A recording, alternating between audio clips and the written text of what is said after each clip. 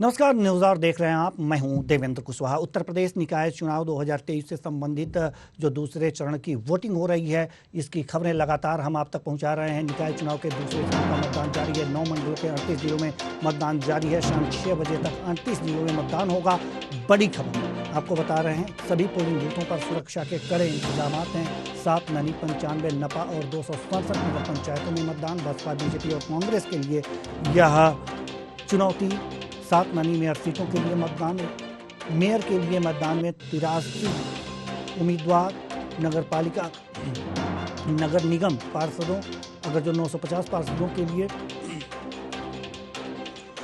3840 उम्मीदवार। 94 पालिका अध्यक्ष पद के लिए मतदान। अध्यक्ष पद के लिए मतदान 969 उम्मीदवार। नपा के पार्षदों की संख्या 2531। नगर पालिका के पार्षद उम्मीदवारों की संख्या है 13,315। नगर पंचायत अध्यक्ष पद के सीटों की संख्या 279। नगर पंचायत अध्यक्ष पद के प्रत्याशियों के उम्मीदवारों की संख्या 2,942। नगर पंचायत सदस्यों की सीटों की संख्या अगर जो बात करें तो 3,490 और नगर पंचायत सदस्य के उम्मीदवार 17,997।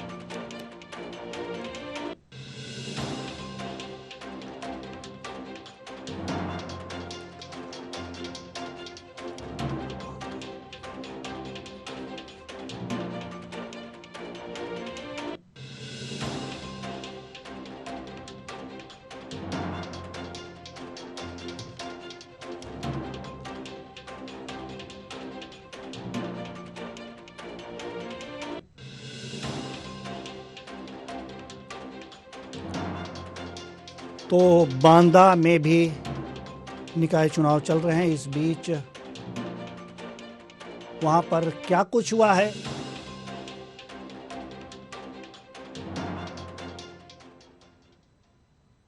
वार्ड नंबर 25 भाग संख्या 25।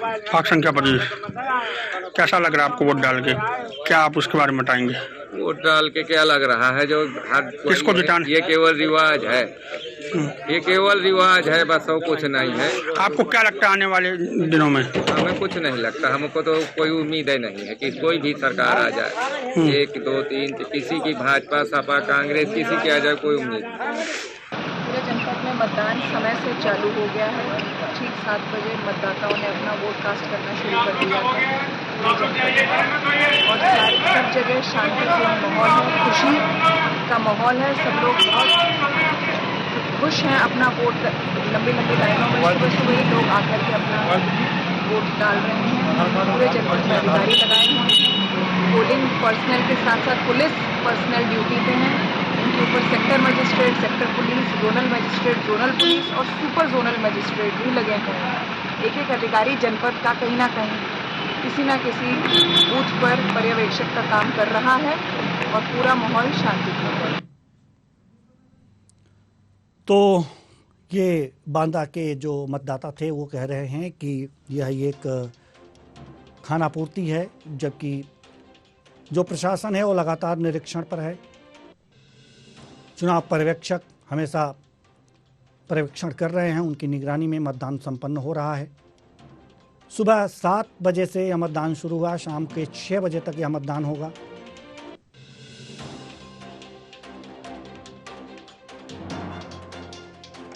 शाम के 6 बजे तक मतदान होगा। सुबह 7 बजे से यह मतदान शुरू हुआ है। शाम को 6 बजे तक यह मतदान होगा। पर्यवेक्षक लगातार मतदान केंद्रों का भ्रमण कर रहे हैं। पर्यवेक्षण कर रहे हैं। मताधिकार का मतदाता अपने प्रयोग करने मतदान केंद्रों तक भारी संख्या में पहुंच रहे हैं। तस्वीरों में देख सकते हैं कि किस तरह से मतदाता मतदान कर अपने परिवार के साथ मतदान कर उनके चेहरे पर मुस्कान है कि वो शहर की सरकार बनाने में अपना योगदान देकर आए हैं और अपनी जो उंगली है उसे दिखा रहे हैं।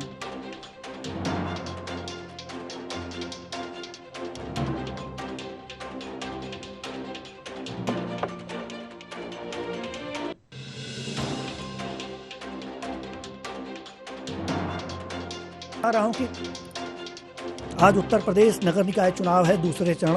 दूसरे और अंतिम चरण का मतदान है। 9 मंडल के 38 जिलों में वोट डाले जा रहे हैं। 7 नगर निगम, 95 नगर पालिका और 267 नगर पंचायत में वोटिंग जारी है। बसपा, बीजेपी, कांग्रेस और सपा के लिए अहम है। 2024 का यह सेमीफाइनल माना जा रहा है।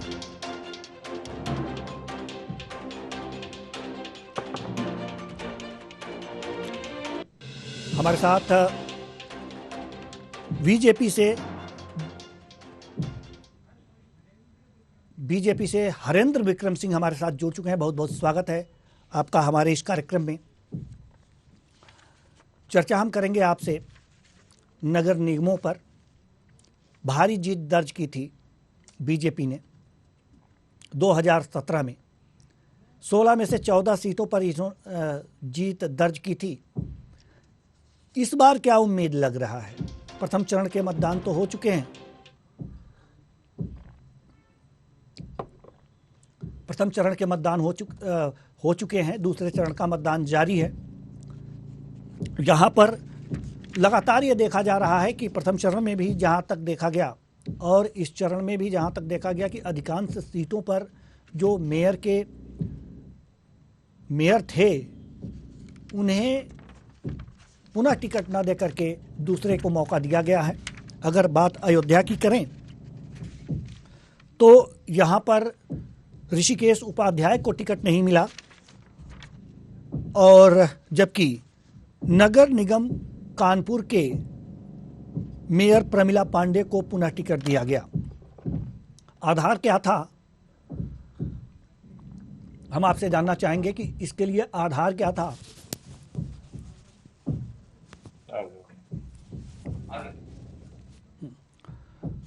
तो हम सवाल और जवाब का सिलसिला शुरू करेंगे। इससे पहले हम अगर जो कुछ तथ्य ग्राफिक्स के माध्यम से दिखाना चाहें तो उसे हम दिखा सकते हैं, लेकिन इससे पहले हम आपको कुछ ज़रूरी बातें बता दें एक बार फिर कि 9 मंडल के 38 जिलों में वोट डाले जा रहे हैं। इस समय उत्तर प्रदेश के 7 नगर निगम और 95 ये बीजेपी से अर्चना वर्मा,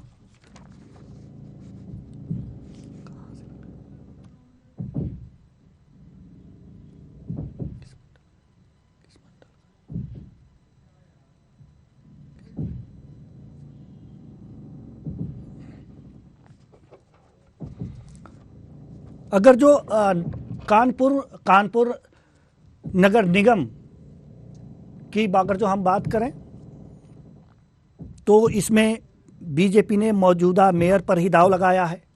प्रमिला पांडे को फिर से टिकट दिया है। सपा ने वंदना वाजपेयी को चुनाव मैदान में उतारा है। कांग्रेस से आसोनी अवस्थी को टिकट मिला है। बसपा से अर्चना निषाद को टिकट मिला है। ये जो ग्राफिक्स थोड़ी देर पहले फ्लैश हुए थे ये कानपुर के थे।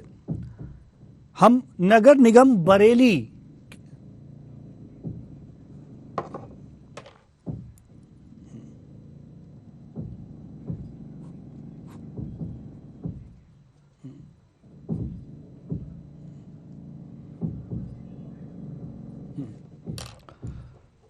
आज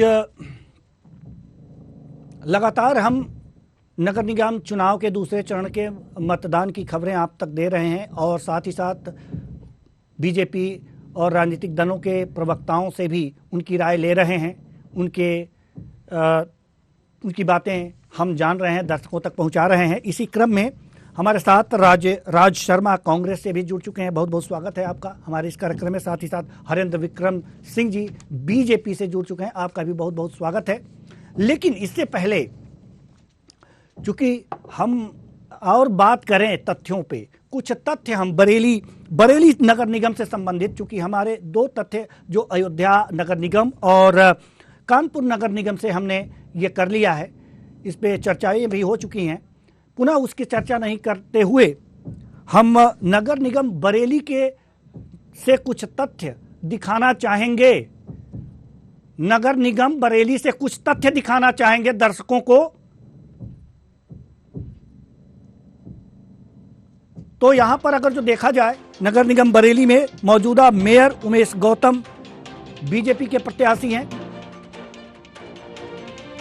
सपा ने आईएएस तोमर पर दांव लगाया है, संजीव सक्सेना को टिकट नहीं दिया, बसपा ने यूसुफ खान को मैदान में उतारा है। नगर निगम बरेली सपा के लिए मुश्किलें खड़ी हैं। अब तथ्य मैं आपको बता रहा हूं, मुस्लिम मतों से बिखराव से बीजेपी को लाभ मिल सकता है। यहां पर तौकीर रजा आक्रामक रूप से सपा से खफा है, सपा से यहां पर खफा है, यह तथ्य है बरेली नगर निगम का। अब हम चर्चा की ओर लौटते हैं। हमारे साथ जो मेहमान हैं, हरेंद्र विक्रम, आपसे मैंने अवगत करा ही दिया है अपने दर्शकों से, हरेंद्र विक्रम जी बीजेपी से, और जो राज शर्मा जी हैं ये कांग्रेस से हैं। आपने बरेली नगर निगम का तथ्य देखा, समझा, हमारे दर्शकों ने भी देखा। सवाल आपसे शुरू करेंगे हरेंद्र विक्रम जी आपसे। हरेंद्र विक्रम जी, मौजूदा मेयर उमेश गौतम को ही बीजेपी ने यहां से प्रत्याशी बनाया है, कानपुर से प्रमिला पांडे को ही प्रत्याशी बनाया है, लेकिन अधिकांश जगहों से, जैसे प्रथम चरण में हमने देखा, वहां सिर्फ अगर जो 10 नगर निकाय में चुनाव हो रहा था तो सिर्फ मुरादाबाद में ही उस प्रत्याशी को टिकट दिया गया था, बाकी सारे 9 नगर निगमों से प्रत्याशी बदल दिए गए थे। तो प्रत्याशी बदले क्यों गए थे? सवाल आपसे है। देखिए, कहीं ना कहीं जनता की अपेक्षाओं पर खड़े उतरना प्रथम वरीयता रहती है और भारतीय जनता पार्टी इस चीज को देखती है।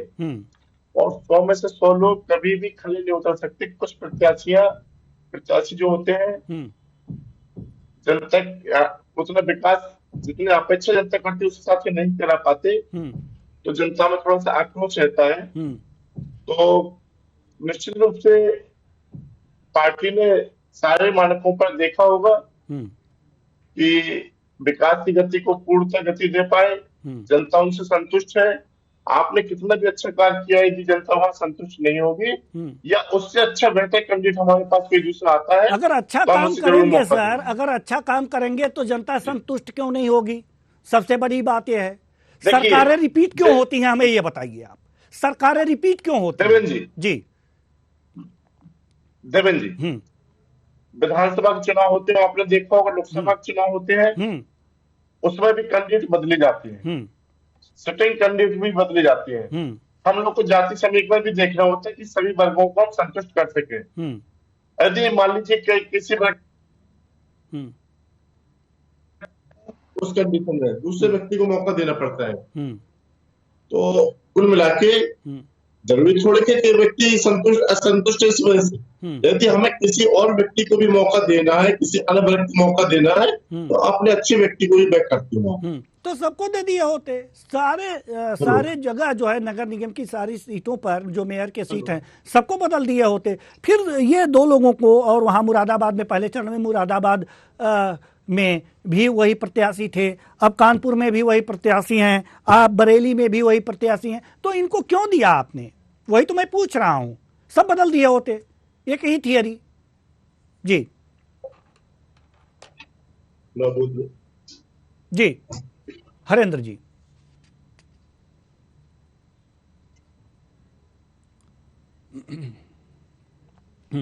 जी ठीक है, हम राज शर्मा जी के पास चलेंगे, हमारे कांग्रेस से हैं, आप कांग्रेस नेता हैं जी। राज शर्मा जी, सवाल आपसे ये है कि अभी आपने देखा कि किस तरह से बीजेपी ने ये जवाब दिया है कि कहीं पर ये प्रत्याशी बदले हैं, कहीं पर नहीं बदले हैं।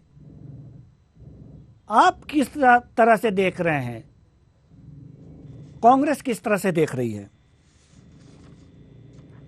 देवेंद्र भाई, मैं एक बात कहना चाहता हूँ जी कि अभी बीजेपी के प्रवक्ता जी ने ये तो मान ही लिया कि ये जनता की अपेक्षाओं में खरे नहीं उतरे, और जब ये खरे नहीं उतरे तो एक नैतिकता के आधार पे ये वोट कैसे मांगते हैं कि हमें पुनः नगर निगम में सरकार दीजिए, पुनः ही ट्रिपल इंजन की सरकार बना दीजिए। आखिर इनसे ये तो जरूर पूछना चाहिए कि जनता ही क्यों भोगेगी? जब आपके नेता जनता की सुविधा देने में, जनता का कार्य करने में, अपेक्षाओं में खरे नहीं उतरते, तो क्या आप जनता से किस बात की अपेक्षा रखते हैं? और जनता आपको बार बार सिर्फ आप एजेंट बदलो इसके लिए तो वोट नहीं देगी। जबकि सच्चाई ये है कि भारतीय जनता पार्टी के टाइम में जब से ये सरकार आई है, जैसे कह देते हैं डबल इंजन, ट्रिपल इंजन, इनका तो बस चले तो ये रेल में सारे इंजन लगा दें, पब्लिक को बैठने की जगह भी ना रहे। तो क्या पब्लिक को कुछ फायदा मिला? भ्रष्टाचार बढ़ा। भ्रष्टाचार का जो कमीशन का जो रेट है वो बढ़ गया। हम आपको रोकेंगे सर, इन्होंने, हम आपको रोकेंगे और एक सवाल आपसे करेंगे। इस नगर निगम चुनाव में कांग्रेस अपने को कहां पाती है? देखिए भाई, मैं बाकी से कह सकता हूं कि रिजल्ट तो अच्छे आएंगे हमारी पार्टी। रिजल्ट तो नहीं तो मैं आज दावे से कह सकता हूं कि रिजल्ट हमारे जो पिछले वर्षों में नहीं आ पाए उससे अच्छे आएंगे रिजल्ट, ये तो मुतमईन हो जाएंगे। ठीक है, अच्छे तो आएंगे जी, ठीक है, हम आपकी बात मान लेते हैं, रिजल्ट अच्छे आएंगे। कुछ तो हम आपसे ये जानना चाहते हैं कि जैसे 14 सीटों पर मेयर जो है वो बीजेपी का था और 2 सीटों पर बसपा का था पिछले 2017 के चुनाव में।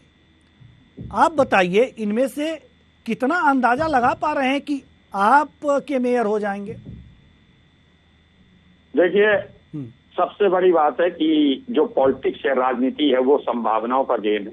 संभावनाएं जब तक नहीं होंगी तो राजनीति व्यक्ति को करनी भी नहीं चाहिए, चाहे वो पार्टी हो चाहे वो व्यक्ति हो। मेरी संभावना तो, मुझे तो लगता है कि भाई बीजेपी का एकदम सफाया हो जाएगा और हमें मिलेंगी। हो सकता है हमारे 2-4 मेयर बन जाएं। अच्छा, क्योंकि अगर हम क्यों हारेंगे? हम लड़कर हारेंगे ना। आज इलेक्शन हो रहा है, बरेली में भी हो रहा है। कहिए ना, पहले ही बोल रहे हैं कि लड़के हारेंगे। चलिए ठीक है, हम समझ गए आपकी बात। हारेंगे नहीं, हम नहीं हारेंगे नहीं। अगर आज ये तो गर्व में छिपी बात है ना। इसका आप कैसे आज की तारीख में वोटर आपने कहा है ना, मैंने थोड़ी कहा है, वो तो आपके मुंह से निकला है कि हम लड़के हारेंगे। नहीं, अरे हम रिपीट सुना देंगे आपको। जी ठीक है, जीतेंगे, अच्छी बात है जी, बिल्कुल। वीर तुम बढ़े चलो, बिल्कुल एकदम हार नहीं मानेंगे, रार नहीं ठानेंगे जी, हार नहीं मानेंगे, रार नहीं ठानेंगे। काल के कपाल पे लिखता मिटाता हूँ, गीत नहीं गाता हूँ, बिल्कुल गाइएगा सर। चलिए ठीक है, हरेंद्र विक्रम जी आपके पास आते हैं। सर सही बात बताइएगा, अब हमारी आवाज आप तक आ रही है ना? अब हेडफोन बदलने का मौका नहीं मिलेगा। हेडफोन बदलने के चक्कर में आप सवाल के उत्तर गुल कर जा रहे हैं, हम ये करने नहीं देंगे आपको जी। बिल्कुल। तो आप जवाब दीजिए, आपसे मुझे जवाब चाहिए कि सटीक जवाब चाहिए कि बरेली के मेयर के प्रत्याशी क्यों नहीं बदले गए। उसके बाद आगे चलते हैं। देखिए, जे काम संगठन का है, किसको करना है किसको नहीं करना, जो हमारी कोर कमेटी बैठ के तय करती है और सभी आंकड़ों को, तथ्यात्मक आंकड़ों को देखती है, वहां की लोकल परिस्थितियों को देखती है, जाति समीकरण देखती है और जनता का रुझान भी देखती है। कभी कभी जनता का रुझान हो सकता है कि मान लीजिए आज मैं ठीक काम कर रहा हूँ, लेकिन हमसे भी अच्छा कोई नाम निकल के आता है तो पार्टी हमसे कहती है कि हम आपको कहीं और देखेंगे, यहाँ फला व्यक्ति को हम एडजस्ट कर रहे हैं। तो सहर्ष में स्वीकार है, कोई दिक्कत नहीं है। इसका तात्पर्य यह नहीं है कि हमने कोई गलत काम किया है या हम काम कर पाए इसलिए हमको रिप्लेस किया गया है। पार्टी के आदेशों का हम लोग पालन करते हैं और हम लोग पद के लिए नहीं, हम लोग कार्य की पूजा करते हैं, इसलिए पार्टी का जो भी आदेश होगा उसे हम स्वीकार करते हैं। ठीक है सर, हम फिर चर्चा करेंगे, लेकिन इससे पहले हम नगर निगम मेरठ की तरफ रुख करेंगे। नगर निगम मेरठ और इसके तथ्य, नगर निगम मेरठ और इसके कुछ तथ्यों को हम सामने रखेंगे दर्शकों के। आप लोगों को तो पता होगा, लेकिन हम उस तथ्य को आपके सामने रखेंगे। नगर निगम मेरठ, जिस पर पहले जो बसपा की दांव यहां पर साख पर दांव लगा है, बसपा के जीत के सिलसिले को बरकरार रखने की चुनौती है। बीजेपी से प्रत्याशी हैं पूर्व महापौर हरिकांत अहलूवालिया और सपा से प्रत्याशी हैं हशमत मलिक। कांग्रेस से नसीम कुरैशी लड़ रहे हैं यहां पर चुनाव। अब यहां पर हम आपको बता दें कुछ तथ्य। ये तथ्य क्या है? बीजेपी ने पंजाबी कार्ड खेला है यहां नगर निगम मेरठ में। सपा ने गुर्जर को रिझाने की कोशिश की है। सपा ने यहां पर गुर्जर को रिझाने की कोशिश की है और साथ ही साथ बसपा कांग्रेस की नजर जो है वो मुस्लिम वोट बैंक पर है।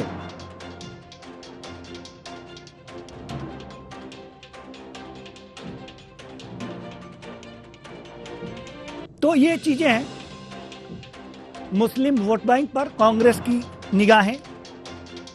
अब हम फिर अपने मेहमानों के पास लौटेंगे और मेहमानों से ये जानना चाहेंगे, सर नगर निगम मेरठ की जो सीट थी वो बसपा उस पर काबिज थी 2017 में।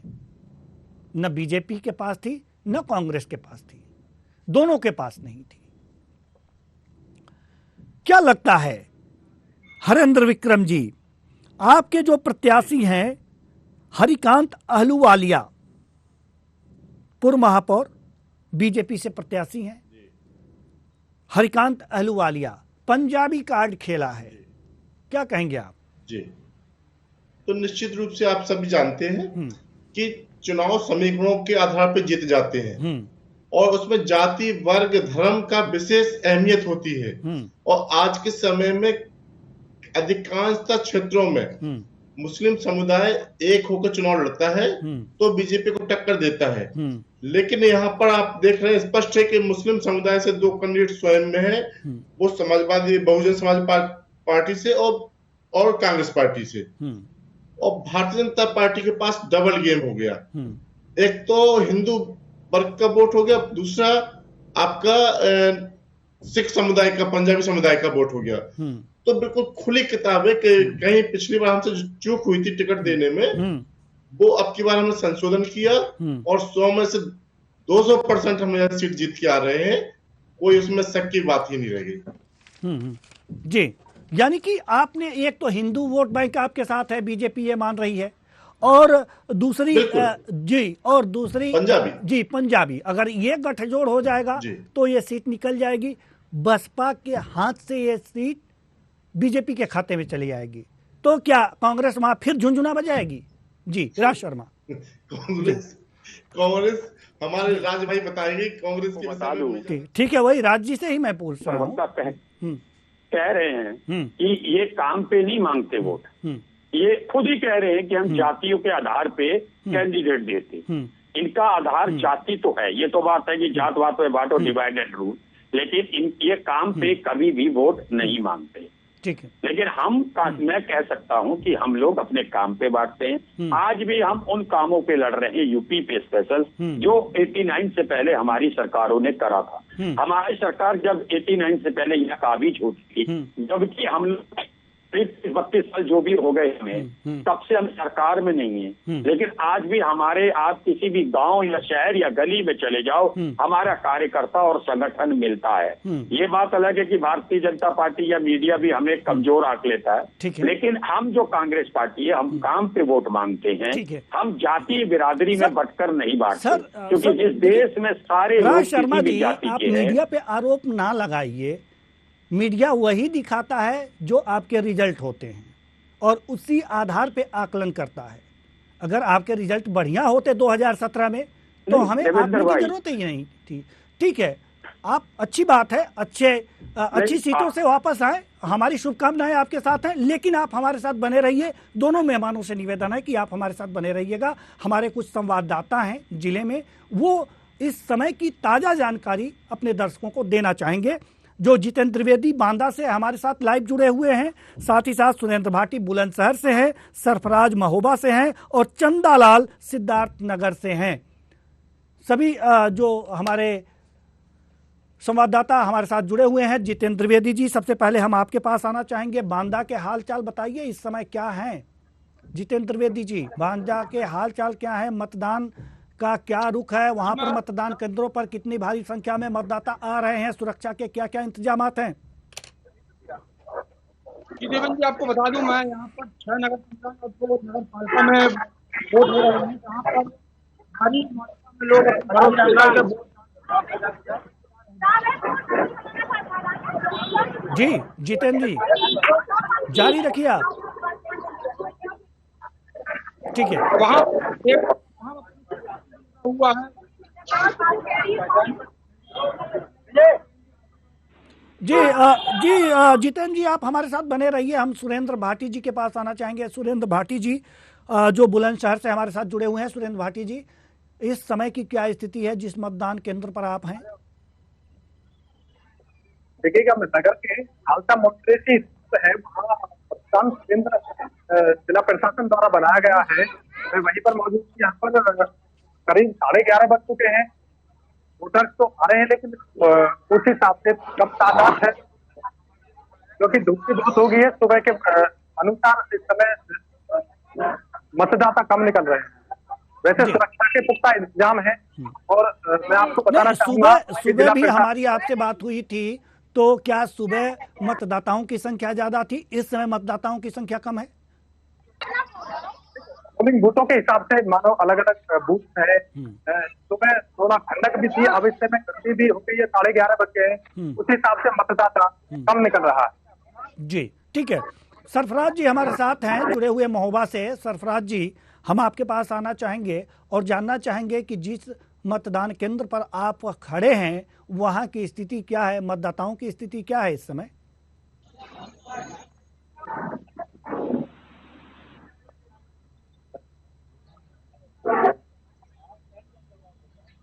सुबह से ही देखा जा रहा 80+ और 60+ के लोग भी बढ़ चढ़कर मतदान में हिस्सा ले रहे हैं और लंबी लंबी कतारें लगती हुई दिखाई दे रही हैं।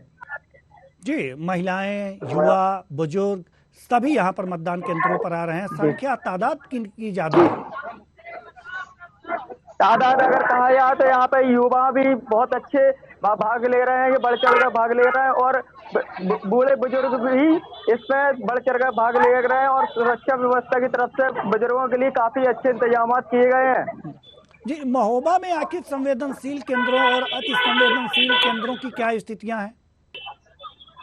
जैसे कि संवेदनशील जो 28 संवेदनशील है और अति संवेदनशील 54+10 बनाए गए हैं, जिसमें प्रशासन द्वारा कड़ी सुरक्षा व्यवस्था के इंतजाम किए गए हैं। देवेंद्र जी, कड़ी सुरक्षा के इंतजाम किए गए हैं, ये अच्छी बात है। हमारे साथ जो है चंदालाल सिद्धार्थ नगर से जुड़ चुके हैं।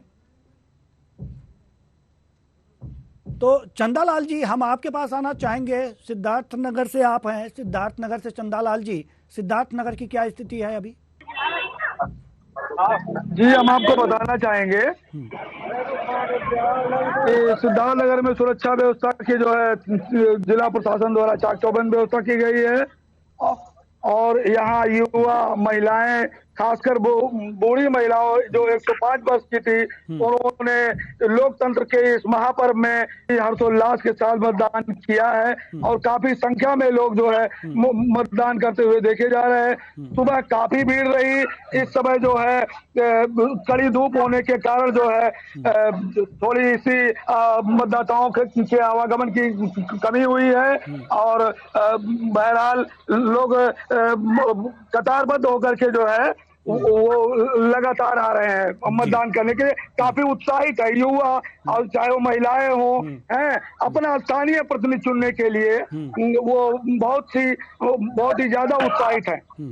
ठीक है। एक बार फिर हम जितेंद्र द्विवेदी की तरफ रुख करेंगे, बांदा की तरफ रुख करेंगे। जी जितेंद्र द्विवेदी जी, जैसा कि आप जिस मतदान केंद्र पर आप उपस्थित हैं वहाँ पर जो भी वहाँ पर मतदाता हों, आप थोड़ा सा टोह लेने की कोशिश कर सकते हैं क्या, कि आखिर क्या मन में सोच करके वो शहर की सरकार बनाने जा रहे हैं, मतदान करने जा रहे हैं? जी जितेंद्र।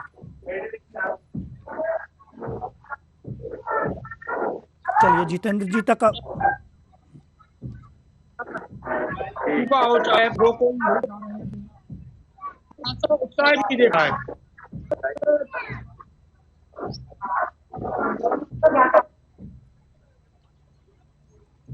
जी जितेंद्र जी आप जारी रखिए। कोई मुकाबला चलता हुआ नजर आ रहा है। लोगों से पूछताछ भी की गई, लोगों ने अभी रखा गया है। अब देखना ऊपर राज चला है।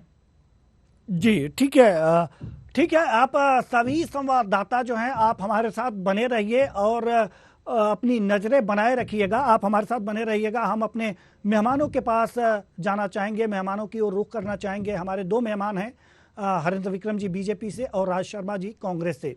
जी राज शर्मा जी, जैसा कि बरेली माफ़ कीजिएगा मेरठ की बातचीत हो रही थी, मेरठ पे जो मेरठ नगर निगम की सीट है इस पे हालांकि आपने कहा था कि हम काफ़ी प्रयास करेंगे और इस बार अधिकांश मेयर की सीटों पर कब्जा करने की फिराक में है। रणनीति क्या है आपकी? राज शर्मा जी आपसे ही सवाल है। राज शर्मा जी आपसे ही सवाल है।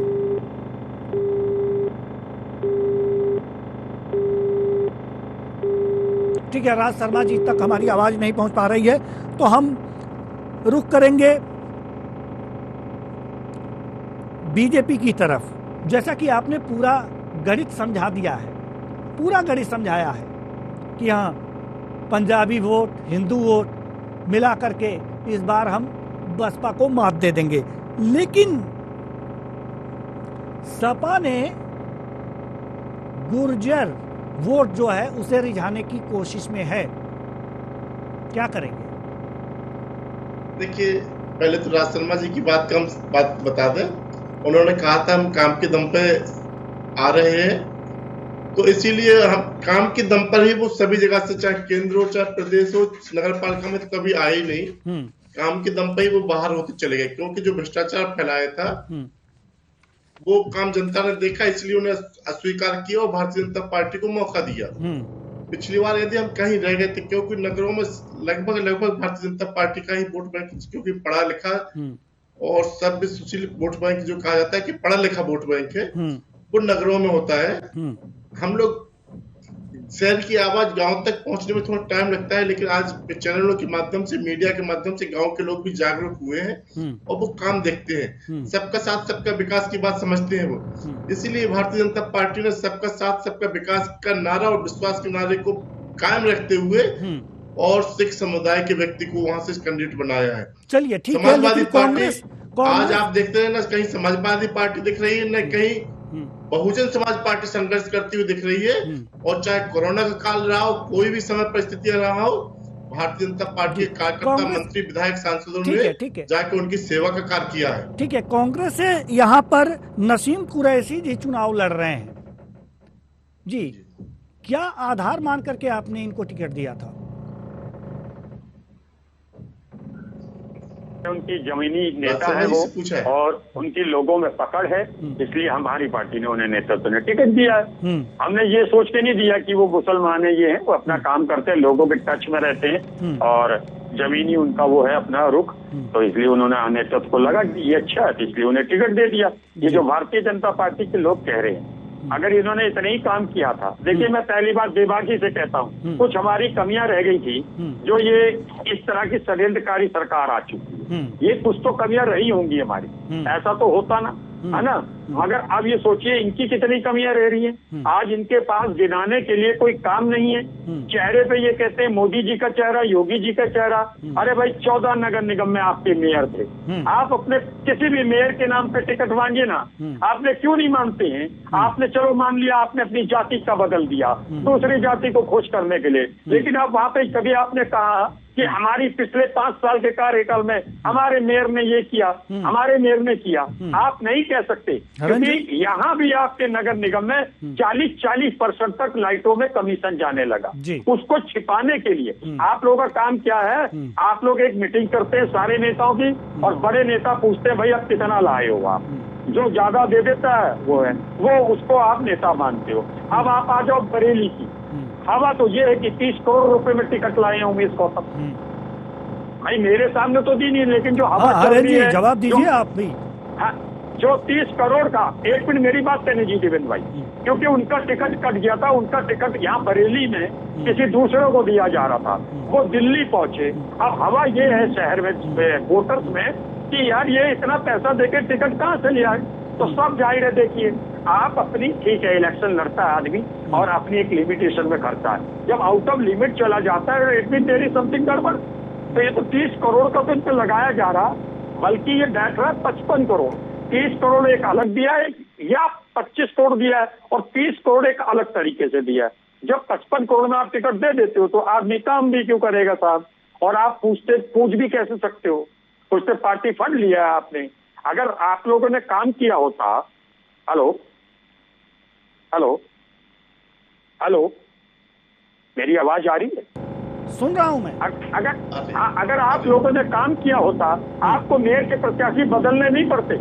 आप ये समझ लीजिएगा, आपने आज भी मैं देवेंद्र भाई से इनसे हरिंदर भाई से ये बात कहना चाहता हूँ, आपने एक भी किसी 17 नगर निगम में अपने, जो आपके पास 14 मेयर थे, किसी भी एक मेयर के बारे में कहा हो कि इस मेयर के नाम पे वोट दीजिए।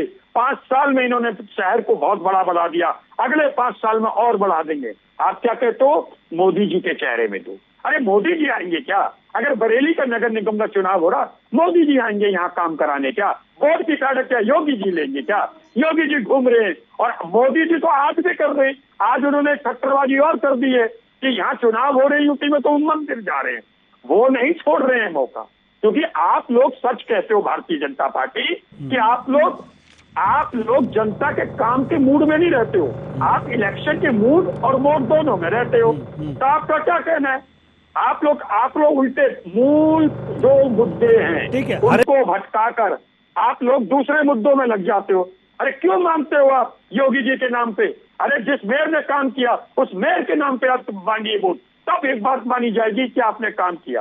बदल दिया साहब, पहले आपने विधायक बदल दिए थे क्योंकि आप जानते हो कि आप काम नहीं कर रहे हो, सिर्फ ये धन्ना 99 के चक्कर में पड़े रहते हो आप लोग। अब क्या करेंगे बताइए? तो जवाब है आपके पास, आप अपने मेयर के नाम पे मांगिए वोट।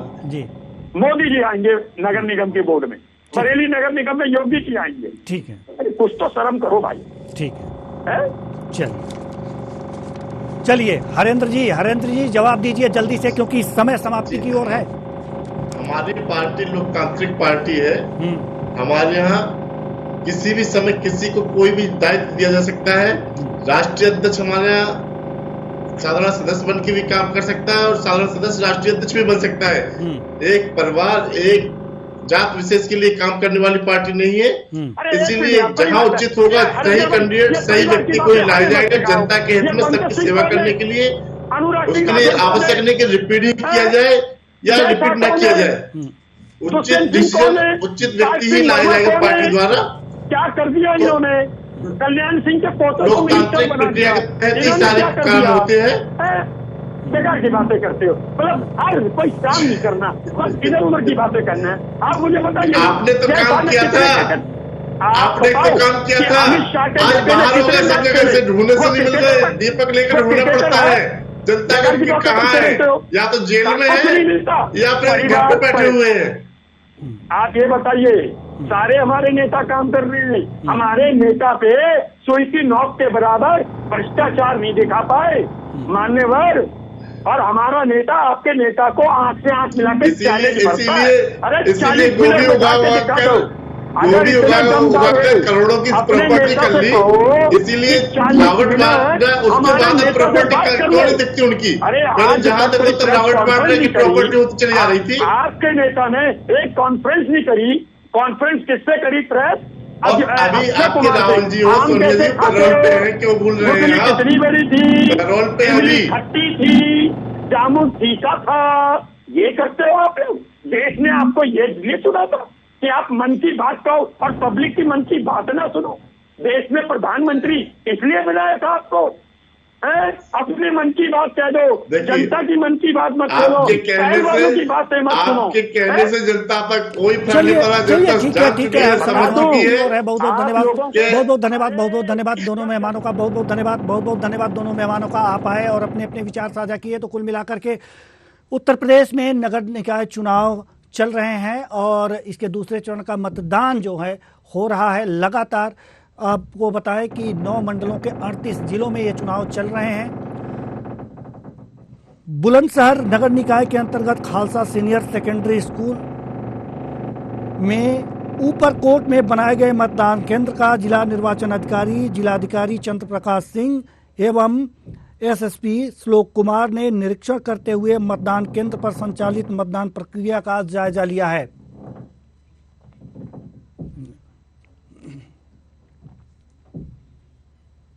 जी बहुत ही अच्छा लग रहा है, हम वोट डाल के आए हैं। क्या सोचकर वोटिंग की है आपने? हमारा विकास करेंगे जिनको भी हमने वोटिंग किया है और अपने भविष्य के लिए बहुत अच्छी होनी चाहिए। हमारे सोसाइटी में साफ सफाई होनी चाहिए, अच्छे से नालियाँ वगैरह नहीं बन रही हैं वो बननी चाहिए और जो मतलब गंदगी होती है वो तो साफ होनी चाहिए। पहले नहीं हुई थी, अब कर दें तो अच्छा रहेगा। देखिए मेनली जो है शहर का विकास हो और जो भी हमारे रुके हुए कार्य हैं वो पूर्ण हो और सबसे बड़ी बात यह है कि कोई ऐसा अच्छा कैंडिडेट हो कि जिससे कि हमें आगे भी भविष्य में उसको वोट देने में हमें कोई तकलीफ ना हो। जिसको हमने वोट दिया वो बहुत ही विश्वसनीय है और शहर के मुअज़्ज़िज़ आदमी हैं, उनके लिए हमें वोट करना हमारे लिए एक गर्व की बात है। पुलिस व्यवस्थाएं कैसी है?